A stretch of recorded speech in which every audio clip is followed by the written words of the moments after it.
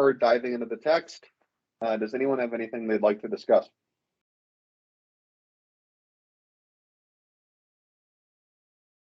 I'm good. Good. Nice.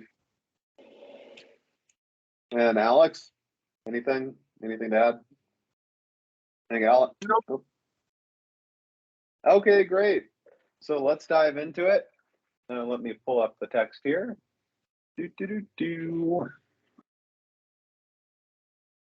Okay, cool. So we left off on page 8 last time. So for the newcomers, I will do a little recap. Let's see here. Start sharing. So let me expand this. So basically what the first dialogue discussed, not the first dialogue, the first part of the dialogue discussed was it basically set the groundwork for the second part, like the background. And so Socrates is at the market, also called the Agora, and he meets this fellow Euthyphro, who is basically seeking to take his father to trial over kind of a complex situation. So I'm just going to reread the introduction here before returning to the rest of the dialogue. And you guys can feel free to pop in if you have any questions or comments, etc. So, the dialogue Euthyphro. The scene is the Agora, or central marketplace of Athens, before the offices of the magistrate who registers and makes preliminary inquiries into charges brought under the laws protecting the city from the gods' displeasure. There, Socrates meets Euthyphro. Socrates is on his way in to answer the charges of impiety brought against him by 3 younger fellow citizens, on which he is going to be condemned to death, as we learn in the Apology. Euthyphro has just deposed murder charges against his own father for the death of his servant. Murder was a religious offense since it entailed pollution, which, if not ritually purified, was displeasing to the gods. But equally, a son's taking such action against his father might well itself be regarded as impious. Euthyphro professes to be acting on esoteric knowledge about the gods and their wishes, and so about the general topic of piety. Socrates seizes the opportunity to acquire from Euthyphro this knowledge of piety so that he can rebut the accusations against himself. Little side note. So piety, in the context of Greek religion, wasn't necessarily this adhering to, really pronounced faith, right? It was more about acting in like a righteous and ethical way. So you can consider piety to be on par with virtue, as opposed to like a nebulous faith in gods. So, however, like all his other interlocutors in Plato's Socratic dialogues, Euthyphro cannot answer Socrates' questions to Socrates' satisfaction or ultimately to his own. So he cannot make it clear what piety is, though he continues to think that he does know it. Thus, predictably, Socrates' hopes are disappointed. Just when he is ready to press further to help Euthyphro express his knowledge, if indeed he does possess it, Euthyphro begs off on the excuse of business elsewhere. Though Socrates does not succeed in his quest, we readers learn a good deal about the sort of thing Socrates is looking for in asking his question. What is piety? And the other, what is, questions as he pursues in other dialogues. He wants a single model or standard he can look to in order to determine which acts and persons are pious, one that gives clear, unconflicting, and unambiguous answers. He wants something that can provide such a standard all on its own, as one of Euthyphro's proposals that being pious is simply being loved by the gods, cannot do, since one needs to know first what the gods do love. Pious acts and people may indeed be loved by the gods, but that is a secondary quality, not the essence of piety. That is not that which serves as the standard being sought. There seems no reason to doubt the character, Socrates' sincerity in probing Euthyphro's statements so as to work out an adequate answer. He has in advance no answer of his own to test out or to advocate, but Does the dialogue itself suggest to the attentive reader an answer of its own?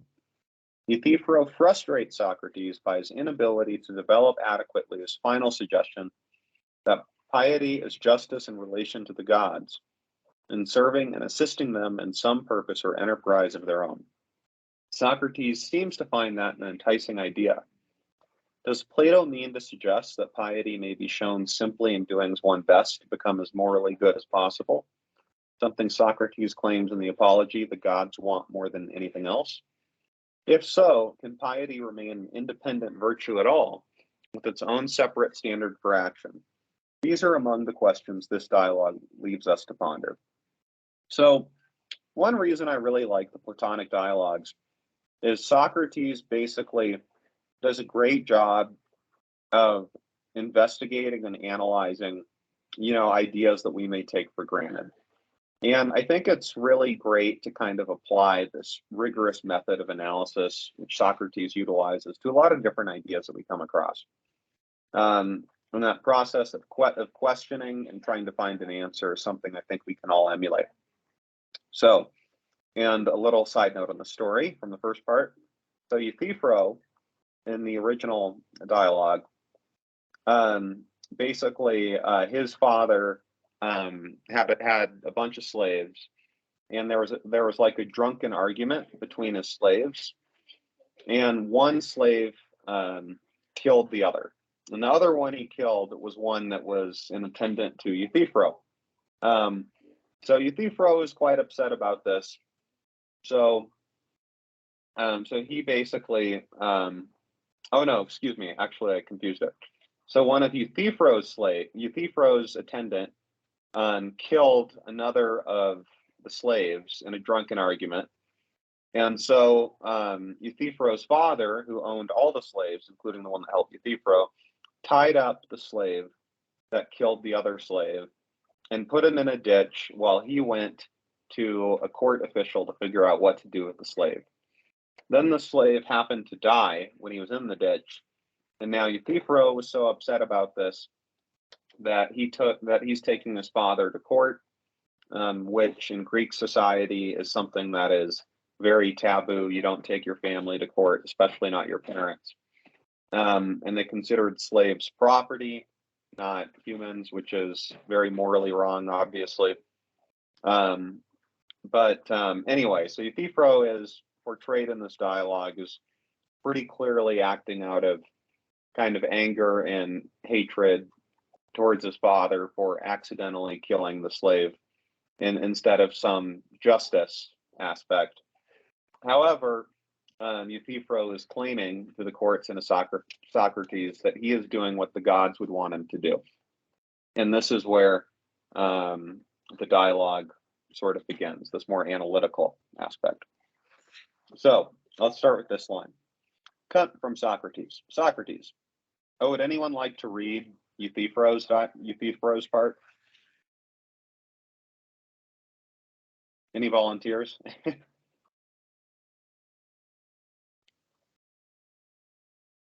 Because it's kind of in a dialogue form, so we can do it like a play. I can throw with my bad English, but I can try. All right, let's do it. Great. So Socrates, come now, my dear Euthyphro, tell me too, that I may become wiser, what proof you have that all the gods consider that man to have been killed unjustly, who became a murderer while in your service, was bound by the master of his victim, and died in his bonds before the one who bound him found out from the seers what was to be done with him, and that it is right for a son to denounce and to prosecute his father on behalf of such a man. Come, try to show me a clear sign that all the gods definitely believe this action to be right. If you can give me adequate proof of this, I shall never cease to extol your wisdom. Oh, and just a little comment before Pietro's part. So this emphasis here on clarity, like a clear sign that the gods definitely believe something. This is a big part of how Socrates thinks, is show me clarity. Show me evidence of what you're speaking of, right? If you can give me adequate proof of this, I shall never cease to extol your wisdom. And this is a little bit of a mocking because he knows Euthyphro's wrong, but he likes to kind of play with his toy, so to speak. So anyway, Euthyphro, carry it away. Okay. This is perhaps no light task, Socrates, though I could show you very clearly. I understand that you think me more dull-witted than the jury, as you will obviously show them that these actions were unjust and that all the gods hate such actions. I will show it to them clearly, Socrates, if only they will listen to me. They will listen if they think you show them well. But this thought came to me as you were speaking, and I am examining it, saying to myself, if Euthyphro shows me conclusively that all the gods consider such a death unjust, to what greater extent have I learned from him the nature of piety and impiety? This action would then, it seems, be hated by the gods. But the pious and the impious were not thereby now defined, for what is hated by the gods has also been shown to be loved by them. So I will not insist on this point. Let us assume, if you wish, that all the gods consider this unjust and that they all hate it. However, is this the correction we are making in our discussion, that what all the gods hate is impious, and what they all love is pious, and that what some gods love and others hate is neither or both? Is that how you now wish us to define piety and impiety? Really quick little note. So there are a lot of Greek gods. So Socrates is making the point.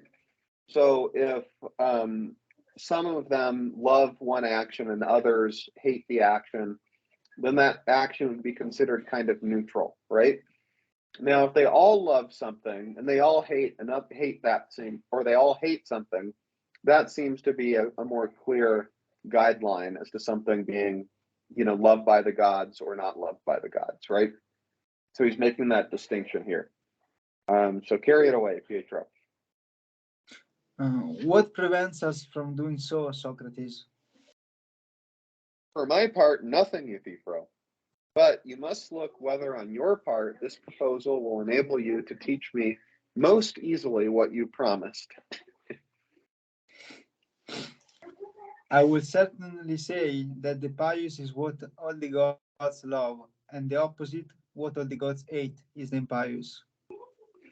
Then let us again examine whether that is a sound statement, or do we let it pass? And if one of us or someone else merely says that something is so, do we accept that it is so, or should we examine what the speaker means? We must examine it, but I certainly think that this is now a fine statement. So this is great because Socrates is kind of putting Euthyphro in a corner here when he's saying, like, are we just going to accept, that something is pious or not, or should we examine it, right? And the obvious answer is to examine, right? Especially if you're dealing with some serious topic. So he's kind of pushing Euthyphro in a certain direction. So he's saying, we shall soon know whether it is. Consider this, is the pious being loved by the gods because it is pious, or is it pious because it is being loved by the gods? I don't know what you mean, Socrates. I shall try to explain more clearly. We speak of something carried and something carrying, of something led and something leading, of something seen and something seeing. And you understand that these things are all different from one another and how they differ. I think I do. So what he's talking about in this case is there's a difference between an object and someone acting on that object. So he's creating the distinction there between something being loved by the gods and something that is worth being loved by the gods, right? So those sound kind of different, but he's trying to say, like, what is it in this piety thing that is actually loved, versus the act of it being loved itself. So then Socrates says, so there is also something loved and a different thing something loving.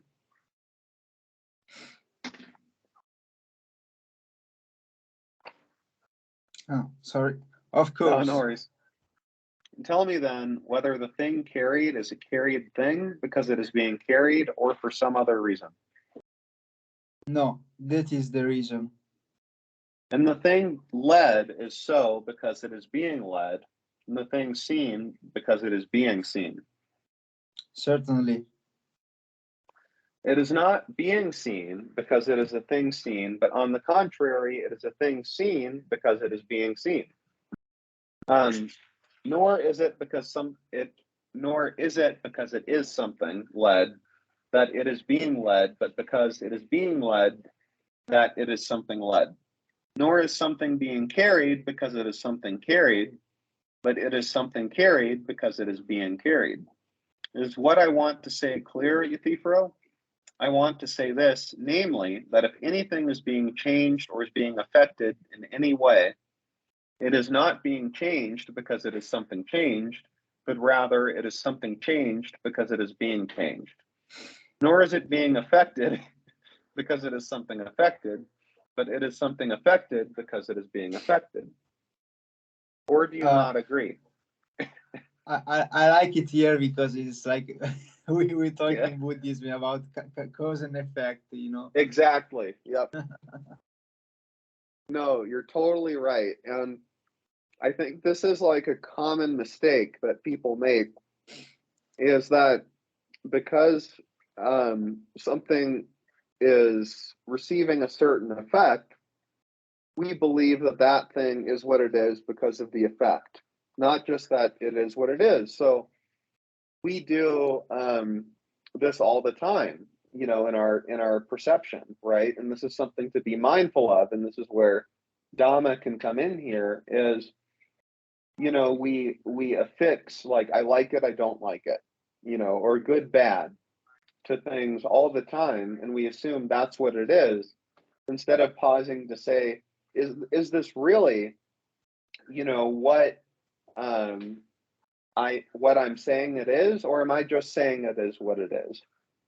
Or am I just saying that it is a certain way, right? So, you know, if I like, you know, this little booklet, you know, that's just, we often invest in these perceptions. So I can invest in the perception of this booklet is good because I like it, not just this is a booklet, right? So, so it's like we have to investigate and examine the way that our perceptions, you know, affect our general, you know, reality, right? Like, to what degree are we constructing our reality versus just perceiving, right? And that's what Socrates is basically asking Euthyphro here is, you know, do the gods, are we just perceiving this thing?